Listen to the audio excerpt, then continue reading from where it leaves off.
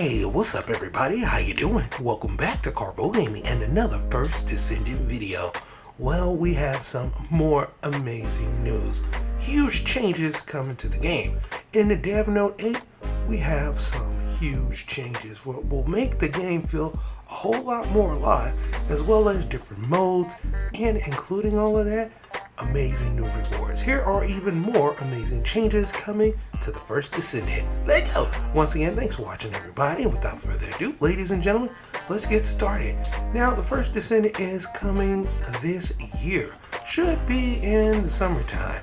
Now, we have an amazing Dev Note 8, and in this, we have some amazing new changes that is taking place. So when we get to first Descendant, it's going to be totally different. First off, the co-op play improvements. Now, in the first Descendant, the fields were pretty big as far as what you are playing in.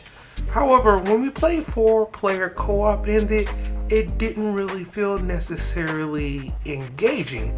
So now for launch, the dev team chose to shift the scale of the session to a zone within these maps that were huge.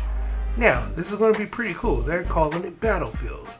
Rather than a whole huge map that we're playing in, they're going to work off a 4-player co-op inside of these different zones inside of the map, which is pretty exciting, which means you should have a whole lot more players playing the same mission that you're playing as well, which is really cool. Also, the field content enrichment. They want to explore the enrichment of playing in the game. You know, keep you engaged. Now, during the last crossplay open beta test, one of the most common feedbacks that they heard about the field was that they were too static and there wasn't any content to play in unless you had a mission. Well, now they're going to add a whole bunch of things like new content called encrypted vaults. So the dev team created this new content for in and out of combat scenarios within these battlefields. One of these is called the encrypted vaults. So you'll be able to locate these encrypted vaults, and then you're going to decrypt them using a simple little mini game to gain rewards. As out of combat content, it will be a welcome change for these battlefields. And here is what these will look like, and here is the mini game that we'll be playing as well. Now, that's not the only thing that they're adding into these new battlefield zones. We also have Void Fragment and Void Fusion Reactors. Now, these fields include items known as Void Fragments. The Void Fragments can only be destroyed by attacking a matching attribute.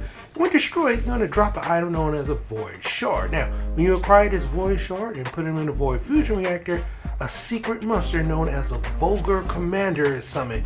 Defeating that commander will give you additional rewards alongside of new field missions. Now that is awesome, right? And they also showed this off as well in a couple rendered pictures. They also added new content called Vogus Recon Outposts. In addition to the fields now littered with Vogus outposts from the invasion, will also include this nice little event. Now, these outposts are scattered around the area and may vary in size depending on importance. Now, this is really cool, right? Players will frequently encounter these and go into battle with them when they explore the field. The large outpost houses massive power units to investigate the Iron Heart and transmit battle data back to their bases. Because of their significance, they are guarded by Vogus garrisons. When a Descendant discovers an outpost, they are automatically assigned the mission to destroy it. Your objective is to eliminate the Vogus stationed there and destroy the outpost, dealing a blow to the Corral and the Vogus Legion. And here are some of the rendered pictures of this in-game. So yeah, a lot of new stuff coming, my dude. We also have records. That's right. We have basically what we will call lore, right? And they'll be scattered all throughout the land, just like it is in Destiny 2. They can be obtained through various objects in the field, and they'll give you more lore into the game, which is pretty cool. And that's not all. They also added a new difficulty setting. As they previously mentioned, and I've talked about this before, they are going to now have the ability for you to switch between normal and hard difficulty. Now, why is this? Well, because on hard difficulty, they're going to feature a new drop rotation. Each battlefield will include a drop mechanism that changes on a regular basis, allowing players to identify and play in different battlefields that drop the items that they might need. The drop rotation information will be detailed in the UI to ensure seamless gameplay and enjoyable item farming. So now you can target farm certain items depending on when you select the difficulty and the rotation of said items, which is pretty fantastic. So now you just know exactly how to get what item and when to get it and when to farm it. And here is some render pictures of that right here. You can see the difficulty settings for normal and hard, and then they'll have all the different regions and the different items that you can get.